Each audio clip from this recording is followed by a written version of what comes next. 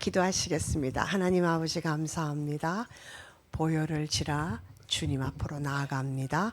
성령 하나님, 오늘 이 시간에도 우리를 만져주시고 알게 하시고 깨닫게 하셔서 주님과 함께 즐겁게 동행하는 우리의 삶이 되게 하옵소서. 예수님 이름으로 기도합니다. 아멘. 네.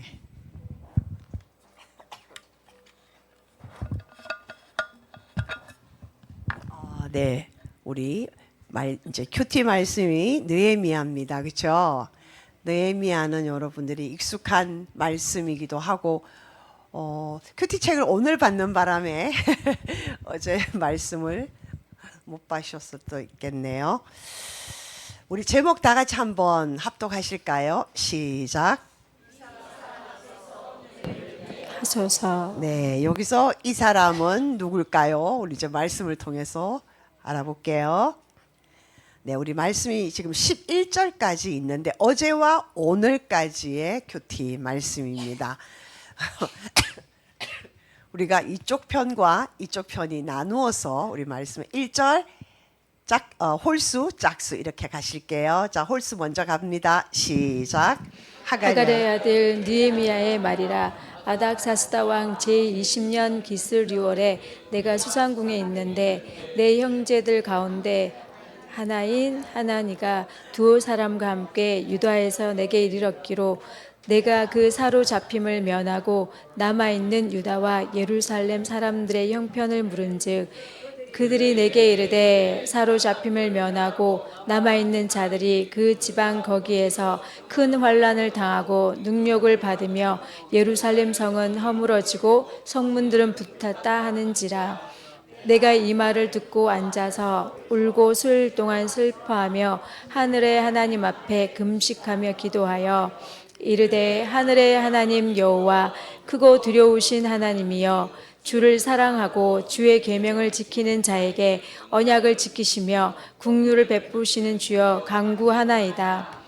이제 종이 주의 종들인 이스라엘 자손을 위하여 주야로 기도하오니 우리 이스라엘 자손이 주께 범죄한 죄들을 자복하오니 주는 귀를 기울이시며 눈을 여시사 종의 기도를 들으시옵소서. 나와 내 아버지의 집이 범죄하여 주를 향하여 크게 악을 행하여 주께서 주의 종 모세에게 명령하신 계명과 율례와 규례를 지키지 아니하였나이다. 옛적에 주께서 주의 종 모세에게 명령하여 이르시되 만일 너희가 범죄하면 내가 너희를 여러 나라 가운데에 흩을 것이요 만일 내게로 돌아와 내 계명을 지켜 행하면 너희 쫓긴 자가 하늘 끝에 있을지라도 내가 거기서부터 그들을 모아 내 이름을 두려고 택한 곳에 돌아오게 하리라 하신 말씀을 이제 청하건대 기억하옵소서. 이들은 주께서 일찍이 큰 권능과 강한 손으로 구속하신 주의 종들이요 주의 백성이니이다. 11절 다 같이 주여 구하노니 귀를 기울이사 종의 기도와 주의 이름을 경외하기를 기뻐하는 종들의 기도를 들으시고 오늘 종이 형통하여 이 사람들 앞에서 은혜를 입게 하옵소서 하였나니 그때에 내가 왕의 술관원이 되었느니라. 아멘. 여기서 이 사람들은 대표적으로 아닥사스다 왕을 가르킵니다. 자, 그럼 말씀을 지금 보면 1절에 보면은 이제 시점이 나와요. 배경과 시점이 나오는데 참고로 느헤미야는 에스라와 거의 동시대 사람이에요. 그리고 지금 이제 기슬 러월이다라는 거는 11월 달 혹은 12월 초 요 정도에 되는 달이고요. 아닥사스다 왕 20년이다. 성경에 보면은 어느 왕 몇 년, 제위 몇 년 이렇게 나오는 이유는요. 물론 그런 이 역사적 배경이라는 것을 알려주는데 그보다 더 좀 중요한 거는 하나님의 섭리가 인간의 역사 안에서 이루어지고 있는 것을 말씀하시고자 하시는 거예요. 그러니까 하나님이 생뚱맞게 저 어디 멀리서 뭐 이렇게 너가 알아서 해라 이렇게 해놓고 그냥 알아서 하도록 내버려 두는 게 아니라 하나님의 그 섭리 계획이 인간의 크로노스의 시간에 들어와서 역사하심을 보여주기 위한, 그래서 하나님은 역사의 주관자시다라를 말씀해 주시려고 이게 정확하게 기슬로월 아닥사스다 왕 20년 이렇게 딱 찍어주면 이 실제로 이 나라의 역사를 뒤져보면 이런 역사가 나오겠죠. 그죠? 그래서 역사 안에서 역사하시는 하나님이시구나. 하나님은 멀리 계신 분이 아니라 우리 역사를 주장하시는 분이구나를 우리가 좀 더 알 수 있습니다. 이때는 언제냐면은 BC 446년경인데요. 이게 이제 정확하게 이게 페르시아 바사의 히스토리의 역사에 기록이 되어 있기 때문에 그러죠. 자, 페르시아 제국의 우리나라에도 청남대라고 있습니다. 청와대가 있고 청남대가 있습니다. 여러분 휴가지죠. 청남대는.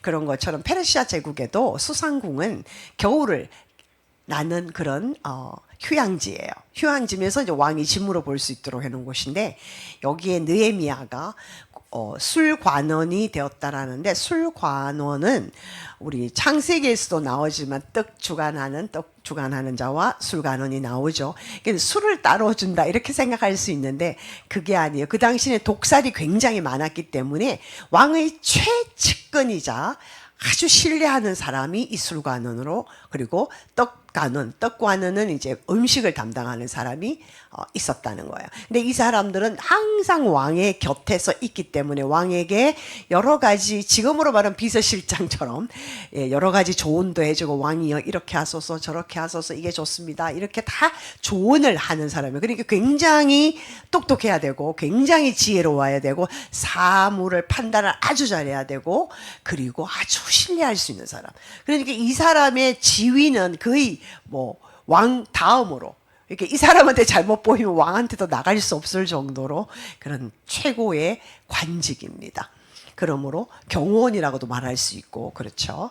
자, 그런 느헤미야가 그런 직책을 맡았다는 거예요. 그래서 느헤미야가 유다인으로서 굉장히 신뢰를 받았구나를 알 수 있습니다. 그런데 이제 이 느헤미야가 거기서 생활을 하고 있는데 고국에서, 다시 말해서 이제 유다 망했지만은 그 땅에서 남아있는 사람들이 있죠. 1차, 2차 포로 때 돌아간 귀환한 사람들도 있고, 애초에 원래부터 그 땅을 경작하기 위해서 거기 빈민들을 남겨두기도 했어요. 그래서 나중에는 잡족들이 막 이사 오면서 섞였죠. 나중에 우리가 사마리아인이라고 할 때 그들을 일컫는 거예요. 아무튼 스룹바벨을 통해서 이제 성전이 건축이 되었지만은 그것도 상당히 오랜 시간에 건축이 되었습니다. 방해하는 사람들이 많아서. 그런데 이제 옛날에는 성곽이 있었잖아요. 그죠? 성이 있으면 그 성을 둘러사는 곽이 있어야 돼. 성벽이 있어야 되는데 그게 다 허물어지고 없는 거예요. 그러니까 주변에 여러 나라들이 호심탐탐 유다를 침략하고 약탈해 가고 조롱하고 막 이렇게 그렇게 하는 상태에 있었던 거예요. 그래서 이런 상황에서 너무너무 이제 고국의 그 현실이 암담합니다라고 하나니라고, 성경에서는 그냥 형제라고만 하는데 이게 친형제인지 아니면 가까운 친족 중에 형제인지 그거는 정확하게 나오지 않아요. 우리 어쨌든 하나니가 와서 이런 상황을 알려줍니다. 그러니까 느헤미야가 막 울면서 통곡하고 이제 하나님 앞으로 가서 하나님 이거를 어떻게 하면 좋으냐고 하면서 하나님의 그 문제를 올려드립니다. 그러니까 실제로 느헤미야는 굉장히 편안한 생활, 높은 지위에 최고의 화려한 곳에서 최고의 권력지에서 생활하고 있었지만 고국을 향한 마음이 항상 있는 거예요. 여호와를 경외하는 사람은 애국자가 될 수밖에 없어요. 하나님을 사랑하는 사람들은 자기 나라를 사랑할 수밖에 없어요. 우리가 그렇잖아요. 그렇죠?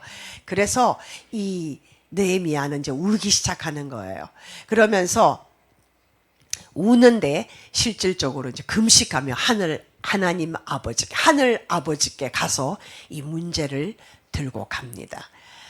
그래서 이제 느헤미야의 중보기도가 5절부터 11절까지 나오는데, 이 느헤미야의 기도가 나라를 위한 기도, 구국기도의 샘플이기도 합니다. 다니엘서 9장도 그렇고요. 이 기도의 내용을 보면 그 맥락이 통에 자복하고 우리 조상이 잘못해서 그랬습니다, 나는 잘못 없어, 이게 아니라 바로 나와 우리 조상과 나아가 내가 죄를 지어서 그렇습니다라고 회개를 철저히 하는 모습과, 그리고 하나님 앞에 말씀을 들고 가서 주여 도와주시옵소서라고 하고 행동하는 그리스도인들로 모습으로 나옵니다. 그래서 일단은 느헤미야의 중보기도가 아까 우리가 보셨던 것처럼 일단 처음에 하나님의 성품을 의지합니다. 하나님의 성품이라는 건 하나님의 약속을 붙든다는 거죠.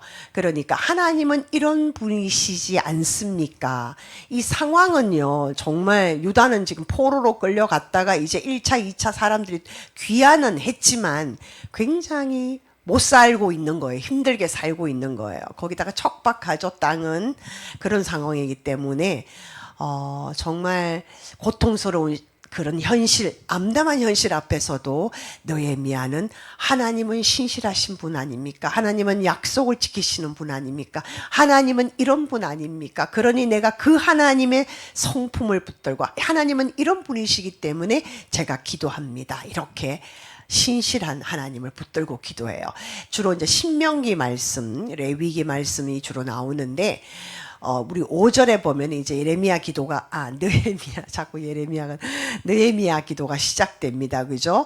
하늘의 하나님 여호와, 크고 두려우신 하나님이요, 주를 사랑하고 주의 계명을 지키는 자에게 언약을 지키시며 긍휼을 베푸시는 주요. 근데 제가 줄친 부분은 신명기 말씀에 다 있는 말씀이에요.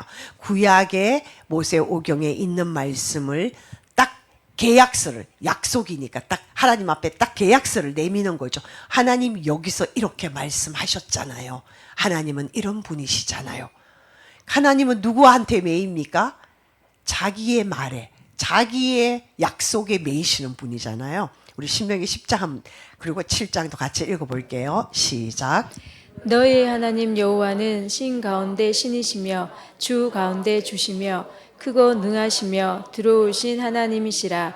너의 하나님 여호와 곧 크고 두려운 하나님이. 네, 계속적으로 하나님은 크고 능하시고 크고 두려운 하나님이라는 것을 신명기에서 계속 얘기하고 있는데, 그 내용을 크고 두려우신 하나님이라고 하고 있죠. 그러니까 하나님이 이제 이 느헤미야의 기도에 꼼짝 못 하시는 거예요. 자, 그 다음에 신명기 7장과 출애굽기 20장 보시겠습니다. 시작. 그런즉 너는 알라. 오직 내 하나님 여호와는 하나님이시요 신실하신 하나님이시라.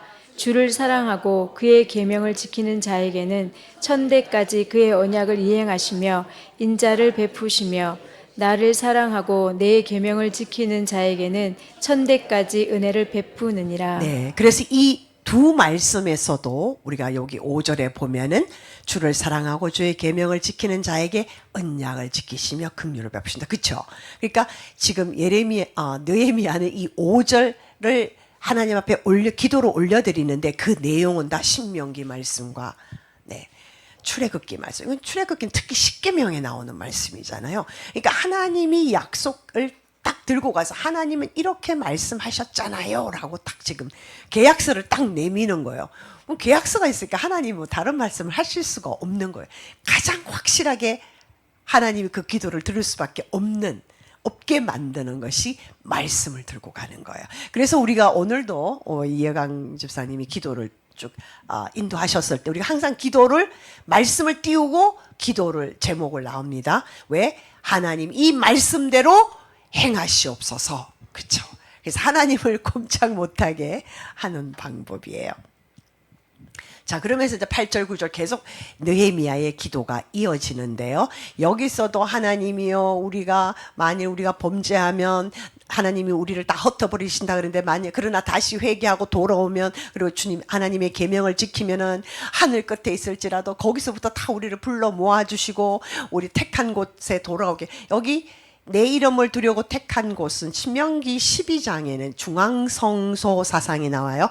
다시 말해서 이스라엘 나라 안에 가장 특별한 곳을 성전을 세우셨잖아요. 그 성전에 남자들은 1년에 3번을 쉽게 말하면 총회에 참석하게 되어 있어요. 얼굴을 하나님 앞에 내밀어야 돼요. 왜냐하면 하나님이 그곳에서 내 이름을 두었다라고 하시고 이스라엘 백성도 모으시는 거예요. 그래서 신명기 12장에는 그 성소에 다 모여라 라는 말씀이 있는 거예요. 그래서 이 말씀이 지금 여기에 9절에서 하고 있는 겁니다.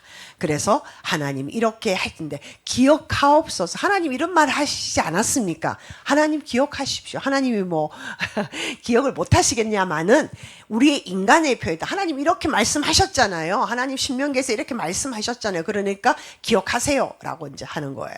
그 말씀이 뭐냐? 우리 신명기 30장 조금 길지만 우리 내용이 어떤 내용인지 좀 아는 것이 이해가 도움이 될 것 같아요. 함께 합독하시겠습니다. 시작.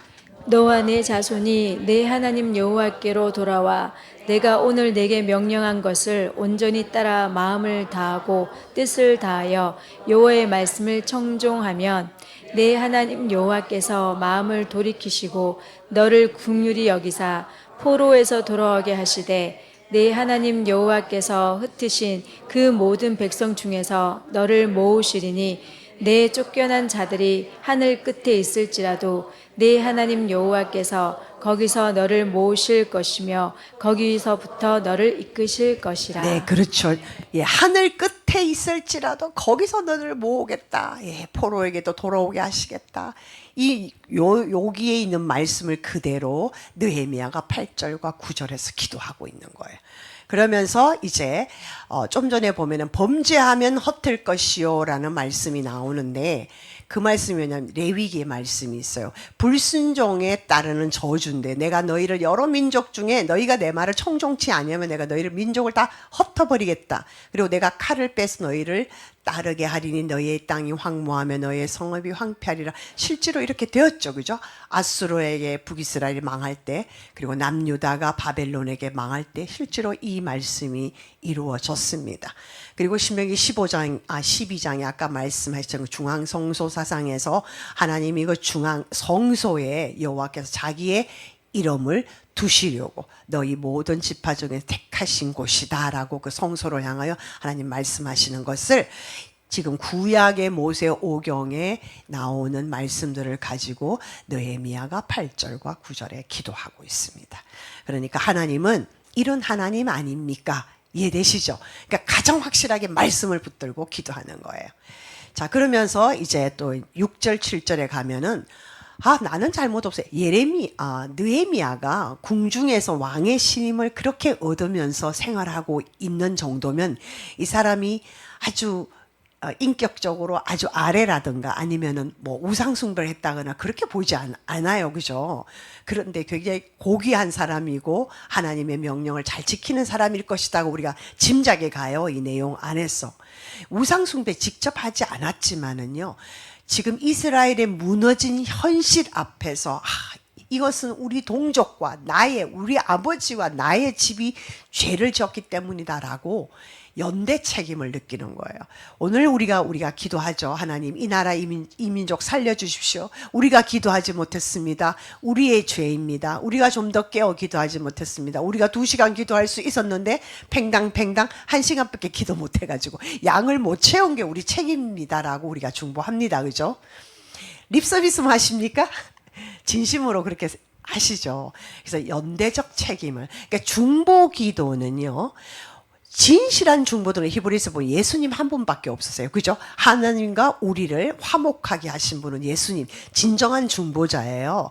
그래서 사람이 다른 사람을 위해서 기도한다거나 할 때는 중보라는 단어를 쓰면 안 된다. 뭐 이렇게 신학적으로 말이 많은데 우리는 그냥 편의상 누군가를 위해서 기도할 때 중보라고 하는데 원래는 도고라고 해요. 그런데 뭐 그건 신학적 이슈는 그닥 중요한 게 아니라 그래서 우리는 누군가를 위해서 기도할 때 그 사람의 입장에서 기도를 하는 거예요. 나는 아니에요. 저 사람 잘못이에요. 이런 게 아니라 연대적 책임을 느끼는 거예요. 그래서 죄를 짊어지는 중보자의 자세가 나옵니다. 그러니까 느헤미야는 먼저 하나님 문제가 생겼을 때 사람을 찾아가서 의논하고 하지 않고 울며 하나님 앞에 금식하면서 나아갔다는 거죠. 두 번째는 하나님의 약속 말씀을 붙들고 갔다는 거예요. 세 번째는 철저한 회개, 연대적 책임. 다시 말해서 나와 내 집이 하나님 앞에 범죄했습니다라고 연대적 책임을 지는 행동을 하고 있습니다. 말씀을 붙잡았던 거는 제가 좀 전에 얘기를 했고요. 그 다음에 그러면서 하나님 기도만 하고 그냥 가만 나 몰라라 있는 게 아니라 뭔가 지금 내가 할 수 있는 일이 무엇입니까? 나에게 맡겨주시면 제가 그 일을 감당하기를 원합니다. 알게 해주십시오. 구체적인 나의 사명과 은혜를 구한 거예요. 그래서 11절에 보면은 하나님 이 사람들 앞에서 은혜를 입게 하옵소서 혹은 이 사람 앞에서 하나님 은혜를 입게 하옵소서인데 아닥사스 왕이에요. 그런데 이 말이 뭐냐면 이제 2장과 이제 3장에 쭉 걸쳐서 나오는데 본인이 예루살렘에 가겠다는 거예요. 가서 무너진 성벽을 세우겠다는 거예요. 그러려면 본인이 지금 술관원의 위치가 있어요. 그죠? 근데 그 위치를 내려놓고 잠시 동안 가야 됩니다. 근데 그 자리가 막중한 자리인데 함부로 비울 수는 없잖아요. 그러니까 왕이 허락을 해줘야 갈 수 있어요. 첫 번째는. 자, 그리고 이 술관원의 직위에 올라 있게 한 것. 우리 에서더가 왕후의 자리에 있게 한 것. 그죠? 그것은 바로 이때를 위함이 아닌가. 그래서 에서더가 나라를 구하는 역할을 합니다. 그죠? 그런 것처럼 이 느헤미야도 자기가 술관원이라는 직위에 올라 있는 것은 이미 하나님의 예비하신 자리다. 그렇게 보는 거죠. 그래서 나도 그렇다면 이 자리에 중요성을 이용해서 나쁜 면으로가 아니라 하나님 앞에서 내 민족을 어떻게 하면 좋을까, 어떻게 도울 수 있을까, 본인이 삶을 헌신하겠다라는 그렇게 말 사명이 나오게 되는 거예요. 그렇죠? 그래서 무조건 그냥 기도만 하고 가만히 있는 게 아니라 하나님 제가 뭘 할까요? 라고 되는 거예요. 우리가 기도의 자세는 하나님 제가 뭘 할 수 있을까요? 어떤 거 할 수 있을까요? 찾아서 하는 거예요. 그죠? 자, 그래서 이 사람 앞에서 은혜를 입게 하옵소서. 이게 무슨 뜻이냐? 아주 중요합니다. 왜냐하면 아닥사스다.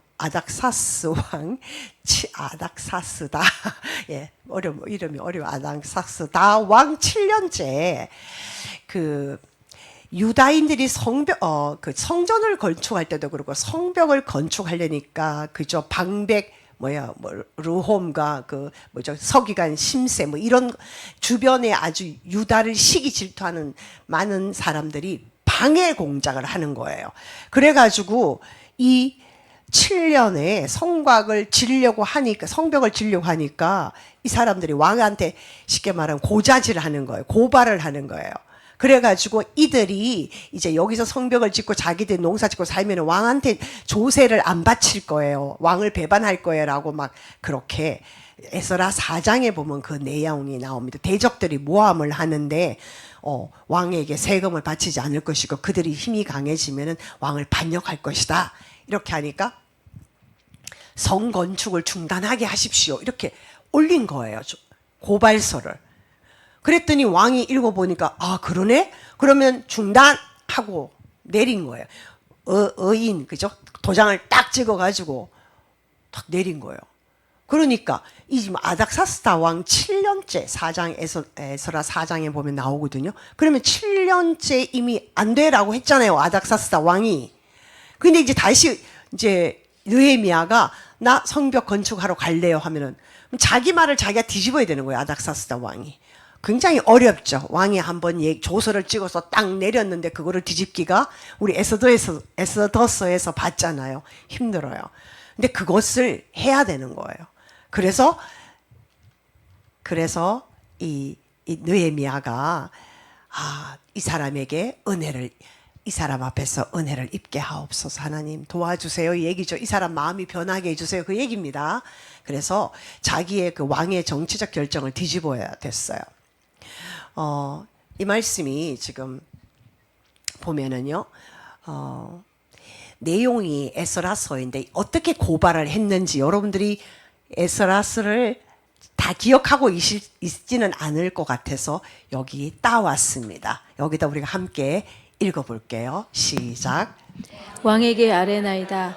당신에게서 우리에게로 올라온 유대 사람들이 예루살렘에 이르러 이 폐역하고 악한 성읍을 건축하는데 이미 그 기초를 수축하고 성곽을 건축하오니 이제 왕은 아시옵소서. 만일 이 성읍을 건축하고 그 성곽을 완공하면 저 무리가 다시는 조공과 관세와 통행세를 바치지 아니하리니 결국 왕들에게 손해가 되리이다.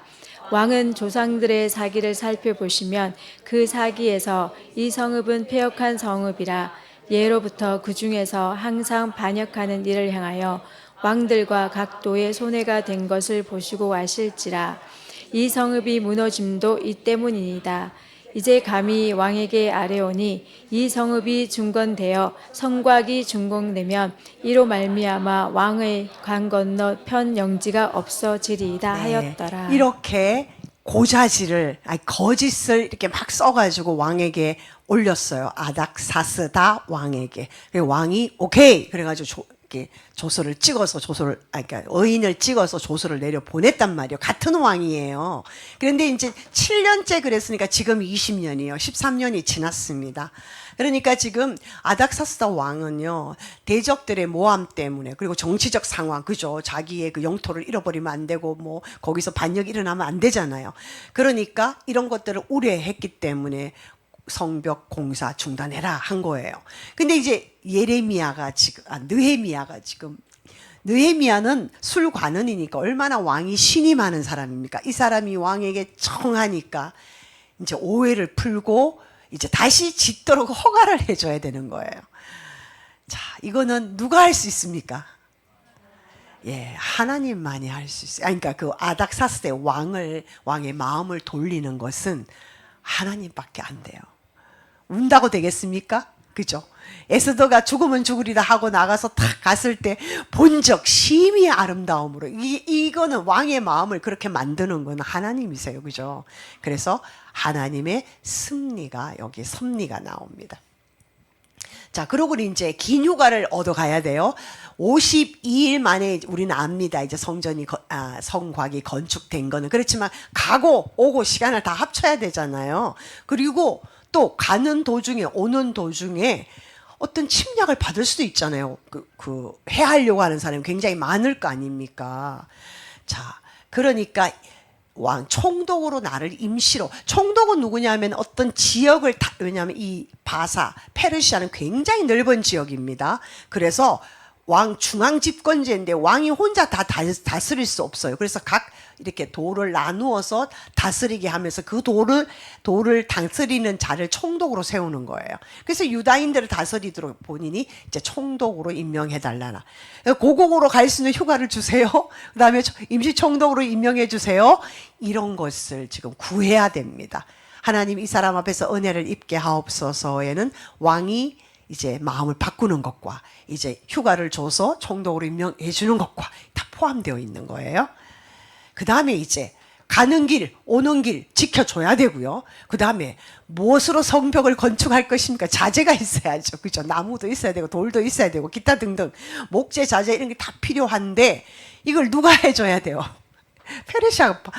페르시아가 바사가 공급을 해줘야 돼요. 그렇지 않으면, 지금 유다 백성들은 굉장히 지금 그야말로 되게 빈곤한 상황에서 살고 있는데, 어떻게 합니까?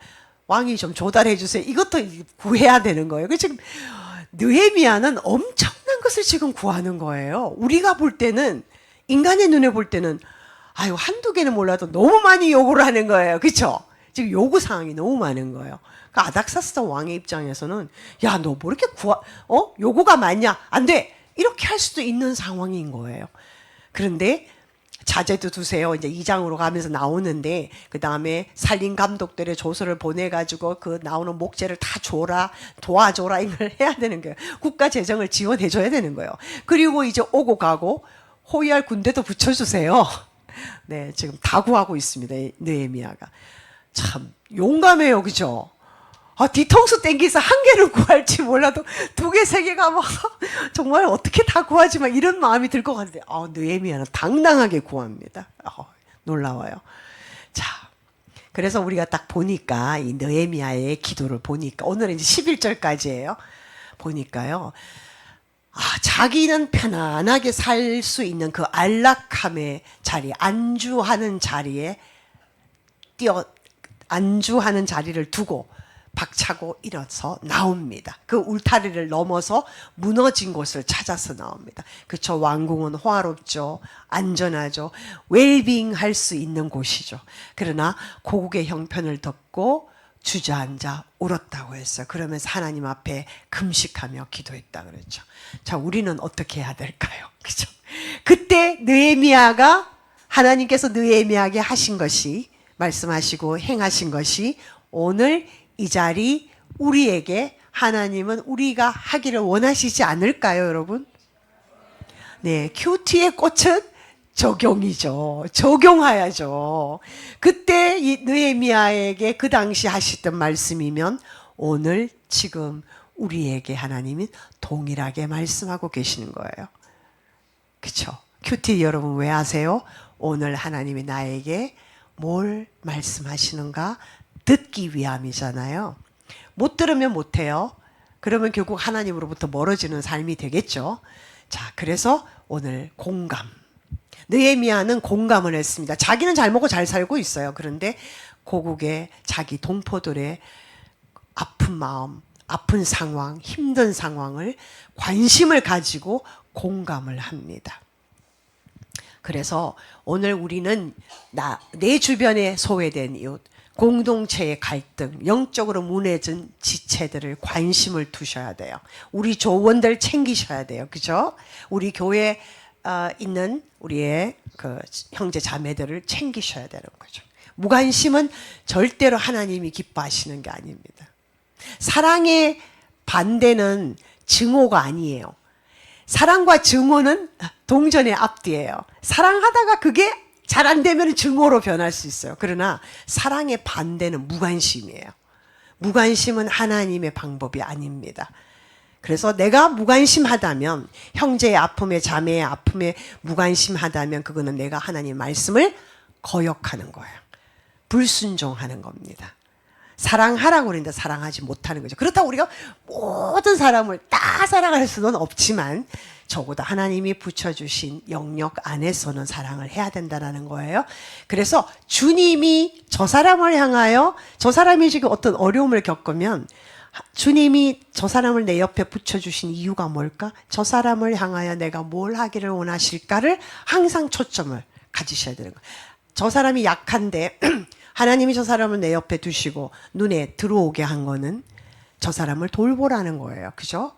주님의 관심이 뭘까를 공감하는 거예요. 그 아픔을 가지고 위로하고 공감하고 내가 할 수 있는 일을 하는 것이 오늘 하나님께서 느헤미야서를 통해서 우리에게 말씀하고 계시는 거예요. 아멘. 자, 두 번째는요. 상황은 어려웠어요. 근데 느헤미야가 기도를 우선시했습니다. 그러니까 막 씩씩거리고 막 그 사람들이 막 왜 이렇게 방해하는 거야 막 이렇게 하지 않고 그냥 무릎 꿇었어요. 하나님 앞에. 하나님 살려주세요 이거잖아요.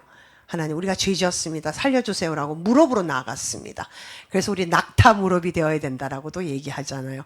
예루살렘이 처참하게 짓밟히고 빈궁 속에 있다라는 상황을 분노하거나 막 그렇게 하지 않고 하나님 앞에 금식하며 기도했습니다. 그래서 우리는 우리 개인에게도 그렇고 우리 가정에도 그렇고 우리 공동체 안에서도 그렇고 위기가 찾아오잖아요. 그럼 반드시 하나님 앞에 그 문제를 들고 독대를 하셔야 돼요. 그 독대하는 과정에서 내가 잘못 생각한 거, 교정받고 내가 잘못된 거 회개하고 하나님이 주시는 힘으로 용서도 하고 지지도 하고 할 수 있는 거예요. 그렇죠? 주님으로부터 힘을 공급받지 않으면 못합니다. 그래서 반드시 기도로 나가야 되는 거죠. 느헤미야가 그랬던 것처럼. 세 번째, 제 탓이에요. 제 탓이에요. 우리는 지금 정치를 두고 많이 그런 얘기를 하죠. 누구 탓이요? 누구 탓? 맞아요. 그들이 잘못한 건 맞아요. 그런데 여러분, 항상 우리가 생각해 보면 소돔과 고모라 얘기를 저는 굉장히 많이 집중을 하는데요. 죄가 많았는 건 맞아요. 엄청 죄가 많아. 관영했다 그래요. 꽉 차 있다 그랬어요. 그래도 아브라함이 중보 기도할 때 하나님 의인 50명이면요. 45명, 40명, 의인 10명이 있으면 아마 의인 2명이 있으면 어떡해요?까지도 내려갔으면 하나님이 예스 하시지 않았을까 싶어요. 근데 어쨌든 10명이 가장 소수의 단위예요. 히브리 그 유다 민족에서 이 숫자의 개념 중에 10은 단체로 볼 때, 공동체라고 할 때 10이라는 숫자는 가장 작은 숫자예요. 그래서 2명, 5명으로 안 내려간 거예요. 10명이 있으면 죄가 아무리 가득 찼어도 용서해 주겠다 그러시는 거예요. 그럼 궁극적으로 망한 거는요. 의인 10명이 없어서 망한 거예요. 그죠? 대한민국이 왜 이렇게 어려우냐? 의인 10명을 찾으시는 하나님이에요. 뭐 그게 신학자들은 그 당시 인구 숫자로 비교해보니까 지금은 뭐 3만 명이다, 30만 명이다 뭐 그러는데 그게 몇 명인지는 그닥 중요하지 않아요. 하나님 보시기에 의인의 숫자가 가득하면 하나님 이 나라 망하게 안 하신다는 거예요. 그러니까 여러분과 저는 희망이 있는 거예요. 우리 의인이 되면 되는 거예요. 그렇죠? 아멘. 네. 그래서 우리 의인 10명 없어. 끝났다 망했다가 아니라 하나님 우리가 그 숫자에 속하겠습니다라고 우리는 일어서는 거예요. 그래서 지금 남 탓, 잘못한 우두머리들이 많죠. 맞아요. 100%, 200%죠. 그러나 막아설 수 있는 자가 충분하다면 하나님의 마음에서. 그죠? 예수께서 22장이잖아요. 30절, 31절 두루 찾고 계신다 그랬잖아요. 하나님과 이 땅 사이를 막았을 자를. 여기도 있지 않아요? 네.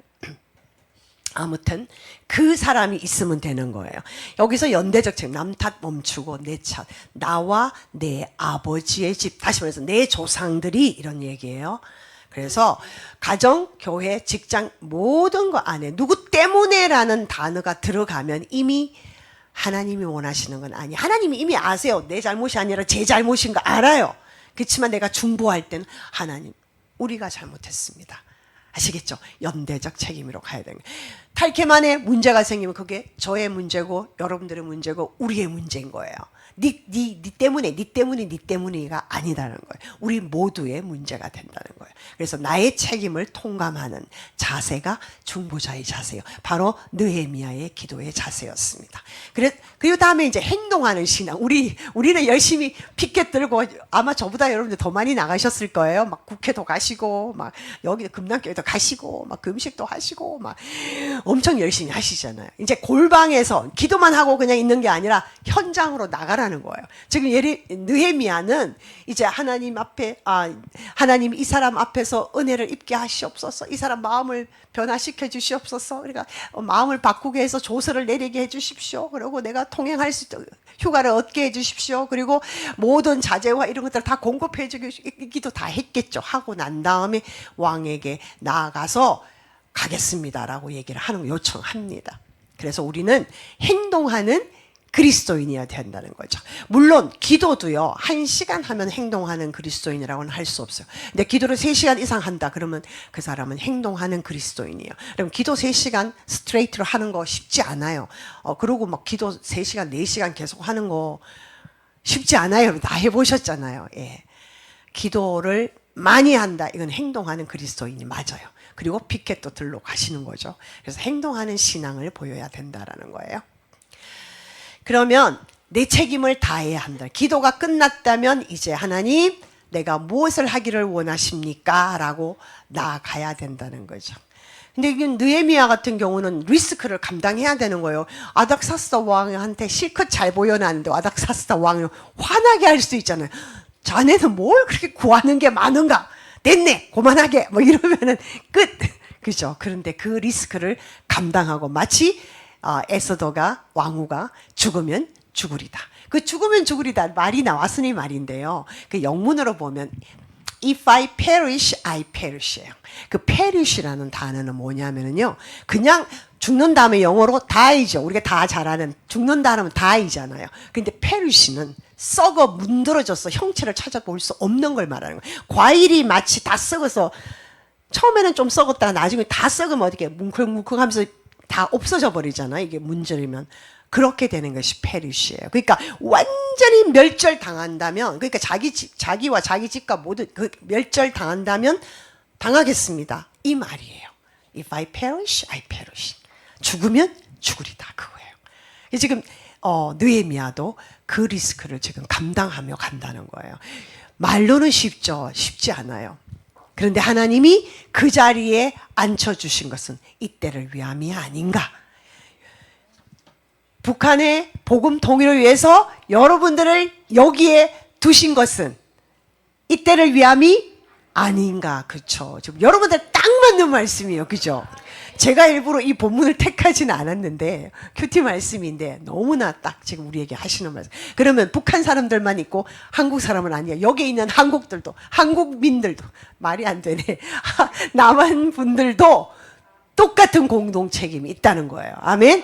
여기 온 이상 그 책임을 면할 수가 없습니다. 그렇죠? 나는 뭐 누구한테 끌려서 왔든 억지로 왔든 간에 여기 앉아 계신다면 다 공동 책임, 연대 책임이라 그랬죠. 빠져나갈 수가 없으세요. 네, 안 나가시겠죠, 그죠? 자, 그런데요, 이제 여러분들에게 지난 주에 목요일 날 에스더 철야 예배 때 설교를 한 것이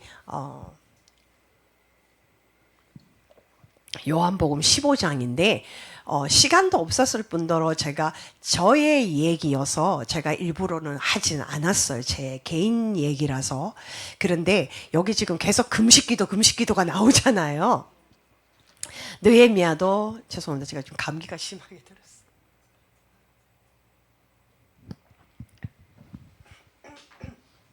느헤미야도 금식 기도를 했다 그랬잖아요. 그래서 계속 금식이 나와서 오늘은 말씀을 드려야 되겠다라고 생각이 들어요. 자, 제가 요한복음 15장에서 너희가 내 안에 거하고 내가 너희 안에 거하면 15장 7절이에요. 그러면 무엇이든지 구하라 그러면 이루리라 이렇게 말씀하셨어요. 자, 그러면서 이제 15장 4절에는요. 너희가 내 안에 거하고 내 말이 너희 안에 거하면 너희가 나를 떠나서는 아무것도 할 수 없다. 그 말씀이 또 나와요. 그 말은 뭐냐면은 아마 들으신 분들은 제 말을 이해할 것이고 못 들으신 분은 지난주 목요일 거니까 요한복음 15장 찾아서 보세요. 그래야 이해가 되실 거니까. 저의 얘기는 뭐냐면 저는 금식 문제를 가지가 스스로 뭔가를 이루려고 하면은 그죠? 가지가 스스로 막 열매를 맺으려고 하면은 엄청 힘들고 안 된다라는 거예요. 근데 예수님 말씀 나는 포도나무에 너희는 가지니 내 옆에 딱 붙어 있으라. 딱 붙어 있으면 열매를 맺는다고 하셨어요. 그죠? 그래서 제가 이 문제를 금식의 열매를 두고 설명을 할게요. 이건 제 얘기예요. 저는 금식 3일이 안 되는 사람이에요. 대부분 다 아실 거예요. 그래서 나 금식 못해요라고 미리 그냥 저는 선포하고 자수를 먼저 해요. 근데 제 인생에서 3일 금식을 한 적은 있어요. 근데 한 번 성공했나 뭐 그랬을 거예요. 한 10번은 시도했어요. 근데 중간에 이틀 하다가 그만두고 하루 하다가 그만두고. 그래서 제가 하나님 앞에 안 여쭤봐서 하나님 저는 왜 이렇게 의지가 약한가요? 저는 뭐가 문제인가요? 왜 금식이 안 되는 거예요? 저 고민 되게 많이 했을 거 아니에요. 하나님 앞에 계속 하나님 가만 계시는 거예요. 그냥 그래서 못했어요. 나는 금식 못합니다. 그러고 그냥 아예 그냥 자수하고 그랬어요. 근데 하나님 올해 들어와서 하나님이 5월 달에 하나님이 오늘 저는 새벽형이에요. 새벽 3시 반에서 4시 반 그 사이에 주로 이제 4시에 일어나는데 그날도 일어났어요. 일어났는데 묵상을 하고 있는데 갑자기 누군가 내 옆에서 말하는 것처럼 휙 이렇게 말을 하는데요. 시간 금식하면 되잖아. 16시간 이러는 거예요.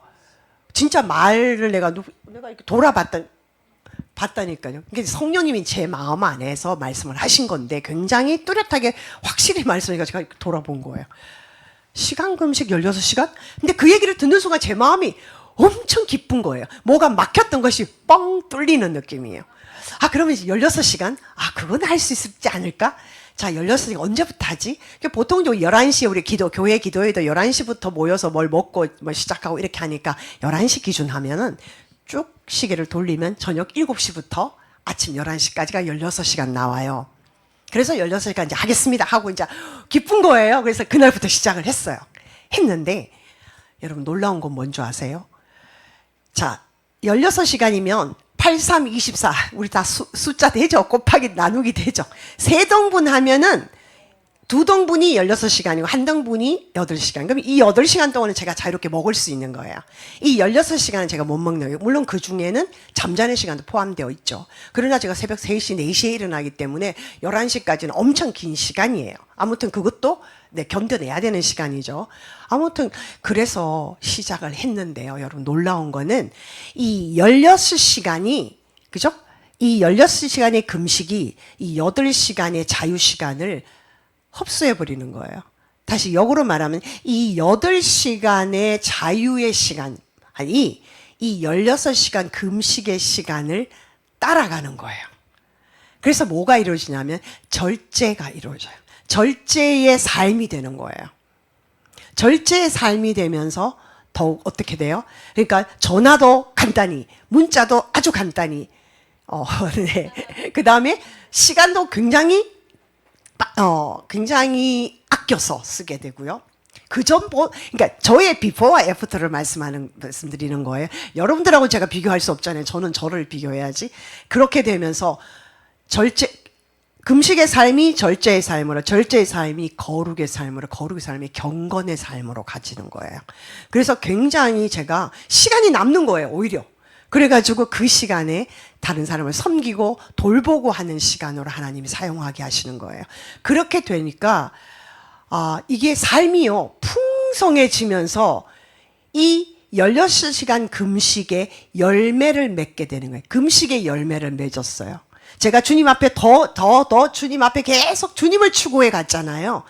가지에 붙어 있으려고 엄청 주님을 추구했잖아요. 가지에 붙어 있으니까 금식의 열매가 맺어지는 거예요. 그전에도 안 붙어 있다고 말할 수는 없지만 막 제 스스로 스스로 이 금식의 열매를 맺으려고 엄청 노력을 했단 말이에요. 그런데 제가 금식을 하는데 어떻게 하냐면요. 금식은 하나님을 만나기 위한 수단이에요. 그죠? 그러니까 하나님을 내 생명 내려놓고 하나님 만나기 원합니다. 이거잖아요. 그런데 목적은 하나님 만나는 거고 금식은 수단이어야 되는데 저는 이게 하나님 만나는 목적은 어디 가버리고 금식하는 게 목적이 되어 있는 거예요. 어떻게라도 이거를 해내야지. 어떻게라도 성공해야지. 어떻게라도 성취해야지. 그래서 이 금식이 목적이 되어버리는 거예요, 저한테는. 그래서 이게 무슨 의미가 있지. 정말 3일 금식할 때는 아무 생각도 안 드는 거예요. 그냥 견디자. 시간만 보고 견디자. 이렇게 했었거든요. 저는 이게 굉장히 절실한 문제였어요. 그러면서 하나님 앞에 계속 기도하고 어떡하지 하나님이 이런 방법을 주신 거예요. 그래서 저는 보니까 3일 금식하고 성공했을 때 제가 가만 생각해 보니까 자유다 이러고는 엄청 확 풀어지는 거예요. 3일 금식 꼴랑 3일 해놓고는 한 일주일을 늘어져 있는 거예요. 이 시간이 정말 낭비가 이만저만이 아니고 더 그냥 풀어져가지고 이게 회복되려니까 일주일 정도의 시간이 걸렸던 것 같아요. 이틀 해도 마찬가지. 그래도 여전히 막 힘드는 거예요. 그런데 16시간 시간 금식을 하니까 이게 너무나 원활하게 되어지는 거예요. 그래서 이 금식의 열매를 저는 3일이라는 금식은 열매를 제 스타일은 하나님이 저는 그렇게 못하니까 안 시키시고 16시간의 경건의 훈련, 금식의 삶으로 그러면 결과적으로 제가 거룩의 삶, 경건의 삶으로 쭉 가게 되는 거예요. 그거를 시키시는 거예요. 성공했어요, 못했어요?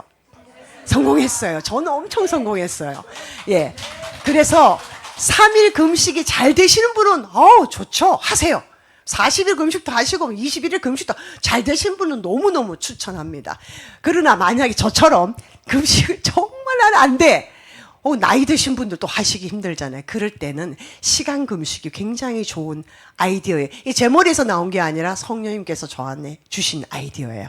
그러니까 뭐 16시간 아니어도 10시간도 좋고 8시간도 좋고 아니면은 뭐 12시간도 좋고 성령님과 여러분들 의논하시면 돼요. 의논하셔서 하실 수 있는 만큼 하시면 돼요. 근데 정말 이 경건의 훈련은 이생과 내생의 약속이라, 금생과 내세의 약속이라 그러셨잖아요. 하나님이 주시는 거예요. 그래서 제가 지금 보니까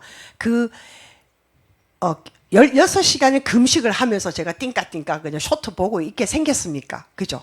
그러면 들어누워가지고 띵까띵까 놀고 있겠냐고요. 그게 안 돼요. 하려고 해도 안 됩니다. 왜? 내가 16시간 금식의 삶을 사는데 내가 이렇게 시간 낭비하면 안 되지? 내가 더 귀한 시간으로 삼아야지. 정말 한 시간을 뭐 한 달처럼 1년처럼 살아야지. 그런 열정이 올라오고 주님을 향한 갈망이 더 깊어지는 거예요. 그래서 이 경건의 삶의 훈련이 되어지더라고요. 그러니까 아마 그래서 저는 금식의 열매라는 것을 딱 두고 볼 때 그전에 제가 애써 가지가 자기 스스로 열매를 맺으려고 무지 노력했을 때는 그게 안 되고 실패했는데 주님의 딱 포도나무에 붙어 있는 가지가 되니까 그리고 계속 주님을 추구하니까 주님은 더 풍성한 금식의 열매를 맺게 하셨습니다라고 제가 드리는 거예요. 이게 여러분들한테 자랑이 아니라 제가 3일 금식이 안 돼서 무지하게 고민해 봤기 때문에 고민하는 사람으로서 여러분들에게 혹시 금식이 힘드신 분들이 있다면 이런 방법도 있습니다라고 알려드리는 거예요. 아멘. 네, 그래서 여러분들의 삶의 경건의 훈련, 거룩의 삶, 절제의 삶 이런 것이 하나님이 더 풍성하게 열매를 맺게 하실 줄 믿습니다. 여러분들이 결단만 하시면. 네, 자 그래서 여러분들에게 이 말씀을 드렸고요. 근데 지난주에는 말씀을 못 드렸어요. 아무튼 자 제가 그 다음부터 이제 오늘부터 얘기하는 거는요 되게 중요한 얘기입니다. 오늘 느헤미야서를 하면서 왜 이 얘기를 하냐면은요 느헤미야 13장에 가면은 이제 이스라엘 백성들이 굉장히 타락한 부분들이 굉장히 나와요. 말라기서 가면 더 많이 나와요. 말라기서에 가면 자 예레미야 자꾸 제가 예레미야라고 그러는데 혹시라도 제가 예레미야로 해서 느헤미야입니다. 오늘은 예레미야가 자꾸 느헤미야 예레미야가 막 같은 이름이 비슷하잖아요. 이 외국 이름은 그죠? 영자 숙자 뭐 이런 네 BC 446년이에요. 이 시대가 그러면은요 우리 AD 70년에 로마에 의해서 이스라엘이 완전히 망했습니다. 그럼 대충 따지면 한 500년이에요. 그렇죠? 그리고 이제 남유다가 원래 586년에 망하고 그 다음에 이제 70년 포로하고 그 다음에 다시 돌아가서 그죠? 그러니까 느헤미야 시대는 446년이니까 약 140년이 지난 시점이에요. 그렇죠? 그러니까 북이스라엘은 벌써 망했고 남유다가 BC 586에 망했고 그로부터 140년 후 정도가 흘러서 느헤미야가 성벽을 건축하러 갑니다. 자 그러면요 포로 시기에 그 어려운 시기를 다 겪었잖아요. 이스라엘 백성들이. 그러면서 이스라엘 백성들이 얼마나 울었고 하나님 앞에 그죠? 하나님 앞에 울었고 하나님 앞에 회개했고 했잖아요. 그러면은 잘 살 것 같잖아요. 그런데 느헤미야가 이제 성벽 건축하고 난 다음에 이제 잠시 이제 술관원 직책을 맡아 있었기 때문에 잠시 다시 이제 페르시아로 돌아와요. 그 사이에 이스라엘 백성들이 기다렸다는 듯이 이제 막 죄를 짓기 시작하는 거예요.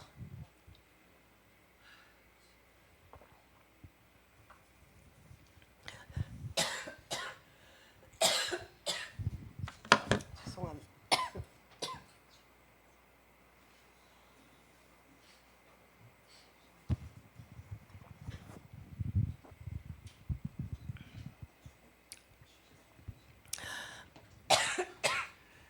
목사님 찬양 한 곡만 해줘.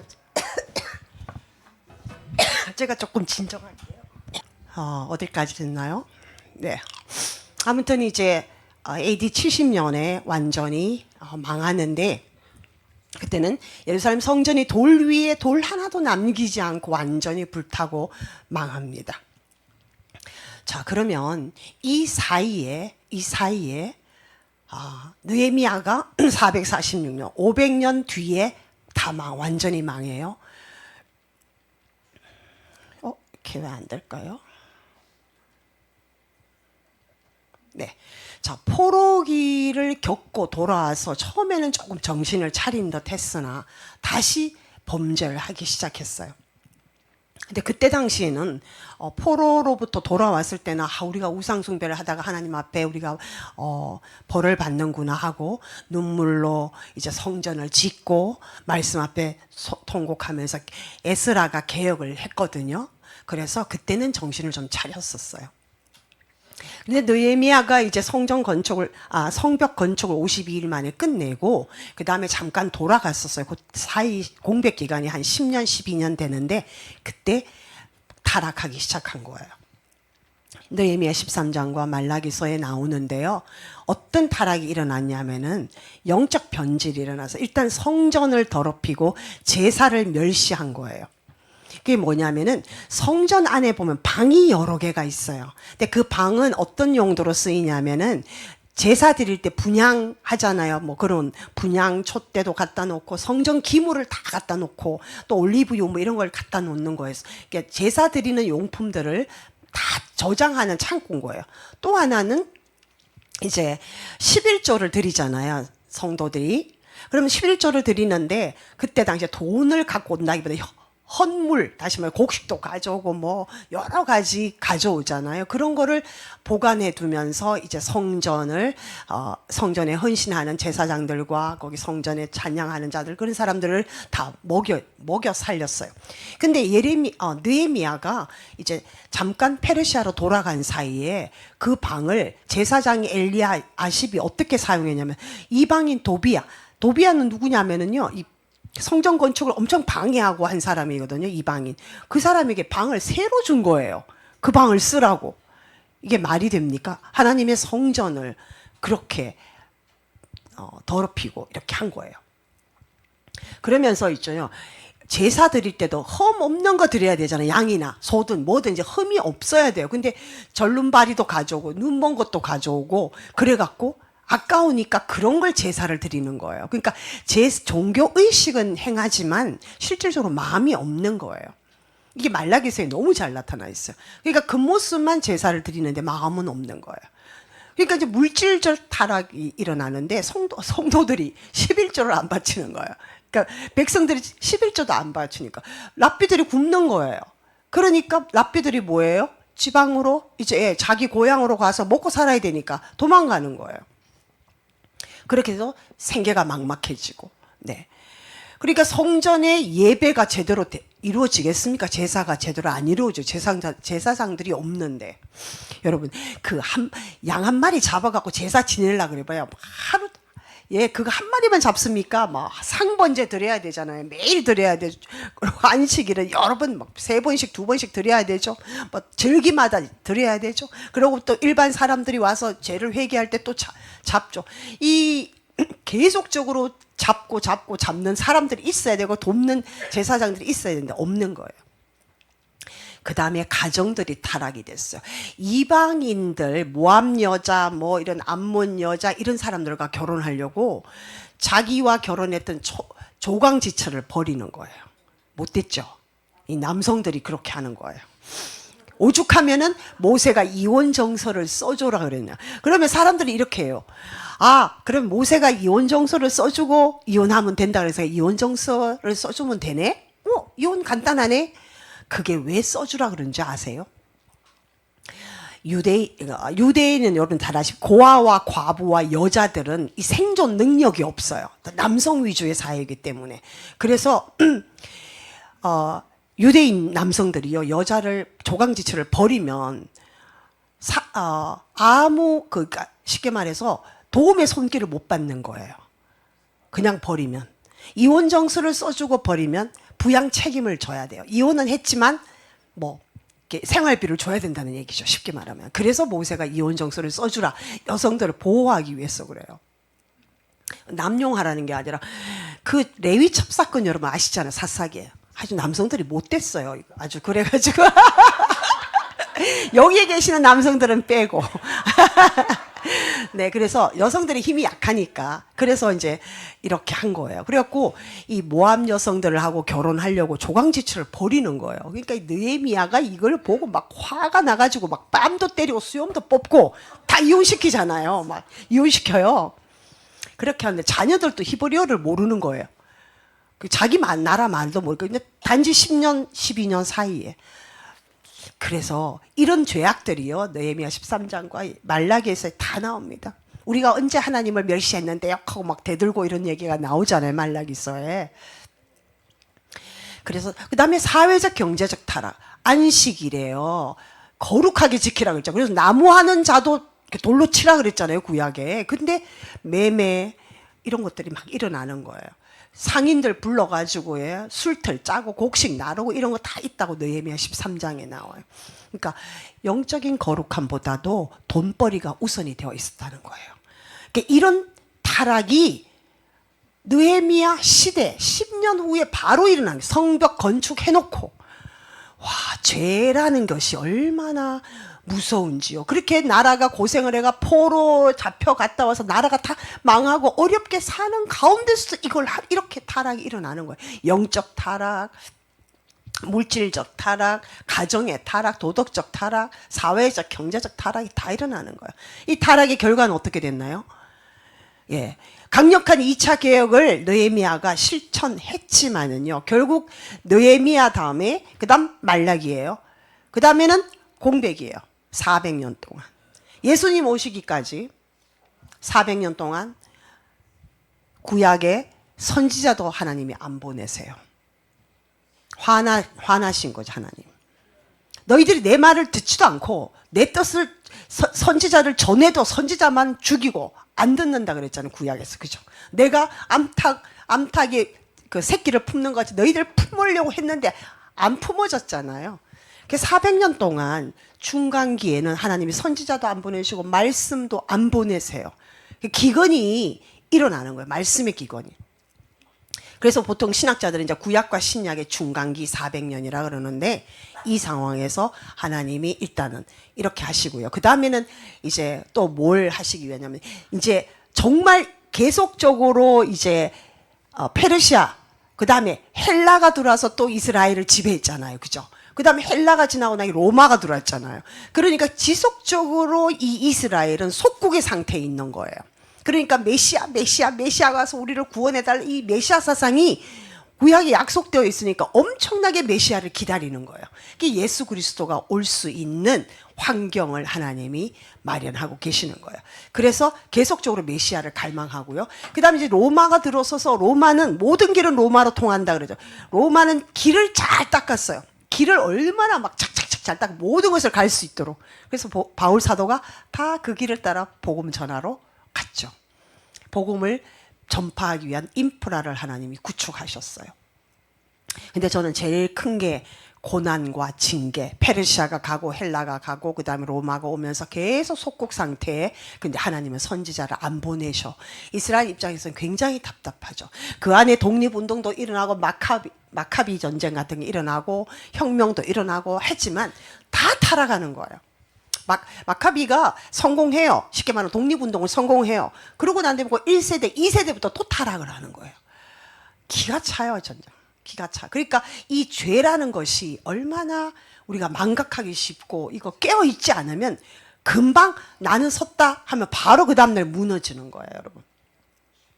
그래서 실질적으로 제가 왜 이거를 여기다 갖다 붙여서 말씀드리냐면은 그 포로 시절 그렇게 해서 느헤미야와 에스라와 이런 사람들이 개혁을 당행하고 해도 결국은 나라가 백성들이 정신을 안 차리면서 모든 것이 혼란스럽게 타락이 오는 거예요. 여러분 이스라엘도 하나님이 눈동자라 그래서 스가랴서 이스라엘을 건드리는 자는 내 눈동자를 건드린다 그러셨어요. 그리고 아브라함부터 창세기 12장부터 하나님이 이스라엘을 택해서 샘플로 하나님과 이스라엘 관계를 쫙 엮어 가시는 거예요. 다른 나라들은 거기 다 포함되어 있는 거죠. 하나님이 그렇게 택한 이스라엘도 하나님 결국 망했어요. AD 70년 완전히 망하고 1948년 5월에 이스라엘이 다시 세워지기까지 나라가 없이 디아스포라로 이 나라 저 나라 떠돌고요. 유대인 학살을 경험했고요. 모든 곳에서 유대인들이 굉장히 천대받고 했습니다. 그렇다면 여러분, 대한민국은 보장이 될까요, 여러분? 이거 제가 말씀드리고 싶은 이거예요. 이스라엘도 하나님이 그렇게 하셨다면, 장자인 이스라엘도, 우리는 충분히 가능한 얘기예요. 우리가 정신 차리고 하나님께 돌아와서 막는 자가 되지 않으면 대한민국도 무너질 수 있는, 지금 여러분 아시잖아요. 모든 상황이 어디로 치닫고 있습니까? 지금 우리가 정신을 차려야 될 때요. 이스라엘의 이 히스토리가, 이 이야기가 바로 우리의 이야기가 되지 않도록 여러분 기도합시다. 아멘. 지금 이 시간에 우리 반주 좀 집사님 부탁합니다. 우리 한 5분만, 이게 공종으로 하니까 오래는 못하겠고 우리 5분만 주여 한번 부르고 기도하시는데, 오늘 느헤미야가 한 기도를 우리가 생각해 봤으면 좋겠습니다. 5절부터인데요. 네, 우리 같이 주여 한번 부르고 느헤미야가 한 기도를, 오늘 대한민국을 위해서 하나님, 오늘 하나님 우리에게 느헤미야서를 주셨으니 하나님 우리가 행할 바를 알게 해주시고, 우리가 부르짖게 해주시고, 우리가 더 경건하고 거룩한 삶을 추구하게 해서 하나님 이 대한민국 불쌍히 여겨주세요. 하나님 이 대한민국이 살아야 북한을 복음 통일할 수 있습니다. 하나님 우리 정신 차리게 해주세요. 하나님 주여 한번 부르고 기도하겠습니다. 주여, 아버지 하나님, 하늘의 하나님 여호와여, 크고 두려우신 하나님이여, 주를 사랑하고 주의 계명을 지키는 자에게 언약을 지키시며 긍휼을 베푸신다고 주님 말씀하셨습니다. 주님, 오늘 이 시간 하나님 아버지, 우리 탈북민 연합 캠프에 남북한 우리 성도들이 하나님 앞에 연합하여 부르짖습니다. 아버지 하나님이여, 불쌍히 여겨 주시옵소서. 우리가 주야로 기도합니다. 하나님 아버지, 철야도 합니다. 새벽 제단도 샀습니다. 낮에도 기도합니다. 하나님 아버지, 우리가 이 대한민국이, 성도들이 하나님 주님 앞에 범죄하였습니다. 하나님 이 땅에 선교사들을 보내시고 하나님의 말씀을 보내주시고, 아버지 하나님이여, 하나님이 이 땅을 지극히 사랑하셔서 경제적으로 이렇게 부하게 만드셨는데, 하나님 우리는 주님을 배반하고 마치 이스라엘 백성들이 이렇게 타락하는 것처럼 오늘 이 땅에 주님 죄가 만연해 있습니다. 하나님 아버지, 우리도 종교적으로 타락했습니다. 하나님 우리도 사회적으로 타락했습니다. 경제가 깨어지고 있습니다. 또한 가정이 깨어지고 있습니다. 아버지, 사단이 가정을 깨려고 무단하게 노력합니다. 하나님, 교회가 깨어지고 있습니다. 연합하지 못하고 있습니다. 분열하고 있습니다. 주여 이 죄를 용서하여 주옵소서. 이는 우리가 기도하지 않은 탓이고, 아버지 하나님의 우리가 또 하나님 앞에 아버지 안에 경성하지 못한 탓입니다. 주님, 우리를 용서하여 주옵소서. 하나님 아버지, 우리가 범죄하였기에 하나님 아버지, 우리가 다시 성도들이 교회가 깨어 일어나기 위하여 하나님 이 나라에게 아버지 하나님이여 지도자들을 악한 법들을 만들게 하시고, 그들을 통하여 하나님 교회가 지금 힘드는 상황에 놓이게 하셔서 하나님 우리를 깨우신 줄 믿습니다.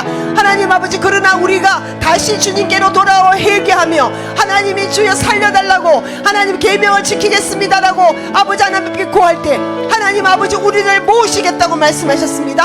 하나님 다시 우리를 회복하시겠다고 말씀하십니다. 하나님 아버지, 우리는 하나님의 자녀들입니다.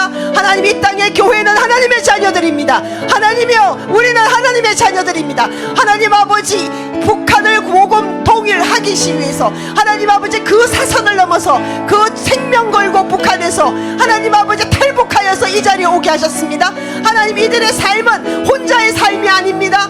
하나님 아버지, 이들을 먼저 이 땅에 보내서 북한 동포들을 위하여 기도하게 하시고, 북한 동포들을 알리게 하시고, 그 실상을 알리게 하시고, 하나님이서 이제 너희들을 통하여 이 북한을 살리라고 하나님 아버지 보내주셨사오니, 하나님 아버지 여기 같이 있는 남한 북한 모든 사람들이 하나님 아버지 힘을 합하여 주님 앞에 기도하며 나가기를 원합니다. 하나님, 우리 죄를 용서하여 주옵소서. 하나님, 느헤미야는 자기의 모든 것을 걸고 리스크를 담당하고 행동했습니다. 우리 또한 아버지 행동하는 그리스도인들이 되기를 원합니다. 우리 남한 교회가 행동하는 그리스도인이 되기를 원합니다. 기도하며 막아서는 자들이 되기를 원합니다. 아버지 하나님 도와주시옵소서. 하나님, 우리가 그냥 여기서 팽당팽당 그러고 있을 것이 아니라 안주의 삶을 벗어버리고 아버지 편안한 삶을 벗어버리고 하나님께 나아가기를 원합니다. 주여 우리를 불쌍히 여겨 주시옵소서. 하나님 아버지 우리를 깨워 주시옵소서. 달몽이 연합 캠프를 주님 깨워 주시옵소서.